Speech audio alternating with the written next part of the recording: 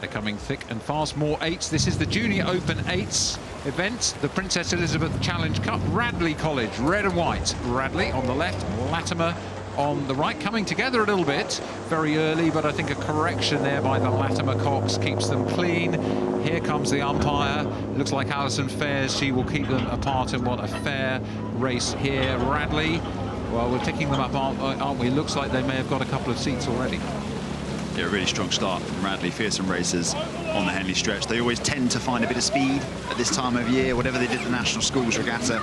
This year they actually won silver, so not a bad performance at all. But they tend to improve upon that showing at Henley Royal Regatta, and I'm really excited to see this Radley crew under the stewardship of Paddy Duggan, who moved over from King's College Wimbledon at the beginning of this season. Yeah, you mentioned their form, and you know, one thing I always look at also is the form through the event. It doesn't always reveal itself depending on how tough the opposition are, but yesterday the Radley crew defeated Windsor Boys by 2 lengths in a time of 6:44. Across the other lane there, the Latymer School defeated Shrewsbury by 1.25 lengths in 6:32. So the Latymer School showed a faster time, but you know, how much was that sitting on a lead rather than pushing out to the lead? And it looks like Radley have got some spare speed in the tanks. Yeah, I didn't see the Radley race, but I did watch Latymer live, and they were pushed hard by Shrewsbury all the way to the line. So I think the times maybe misplaced somewhat, and Radley just stretching out now, that elastic band that we talk about that just sort of connects the crews when a stern overlaps with the bow. I think Radley have broken that now. Yeah, we've just come live, and you can see those sort of red buoys just at the top of the picture. That's almost exactly the halfway mark. 3/4 mile is a bit further through it, and Radley are on the downhill stretch of the Henley course now, rowing themselves into the next round. And actually, I'm just talking about the conditions, because we've seen a day that started very overcast, a little bit blustery.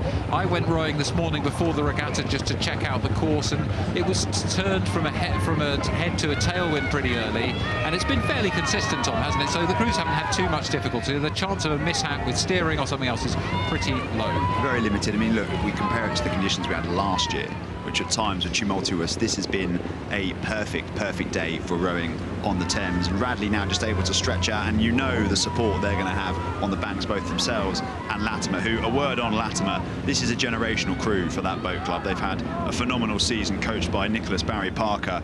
I know the effort and time and expenditure that they've put into this boat, so they're doing a really good job to just try and cling on to the Radley coattails. Absolutely, but just looking at and enjoying this rowing from the Radley crew here, you know, we talk about this a lot. If you're new to rowing, you're looking for those sort of relaxed shoulders, the synchronicity of the leg drive, like pistons pushing down. And of course, the other thing to think about if you're new to rowing is you're not moving the oar, the spoon through the water. You're connecting with the water and levering the boat past the spoon. If you sit in the boat and look at where the oar is in the water, it's static relative to the land generally, and the boat's levering past. So it's a levering motion, lock and lever. That's what Radley are doing.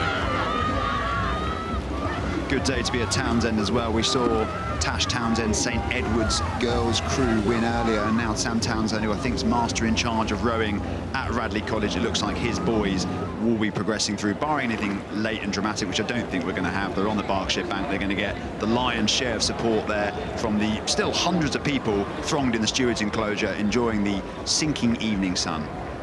So Latymer Upper School looking like they're not going to be with us for the next round, so let's just check in on Hakan Erda at bow, Luke Gutman at 2, Connor Walters and Declan Walters at 3 and 4, 5 Ferdinand Hainline, 6 Raphael Corbett, and 7 Zachary Holden. In the stroke seat, Charlie Devereux and Cox by Jake Mee.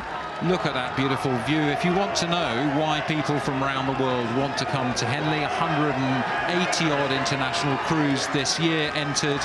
These are the pictures that tell you why this regatta has been so popular since 1839. Look at that. It's the world's premier exhibition of racing, and we can see there Chairman Richard Phelps giving a big cheer to Latymer in his Latymer blazer. Yeah, you might just be able to pick him up. There he is on the finish line, just above the yellow and black stripes. That's Richard Phelps, the new chairman of Henley Royal Regatta. And he's raising his applause to the Latymer crew, defeated, though, by a very strong performance from Radley. They were second in the national schools. They've got their eyes on the prize of the Princess Elizabeth Challenge Cup.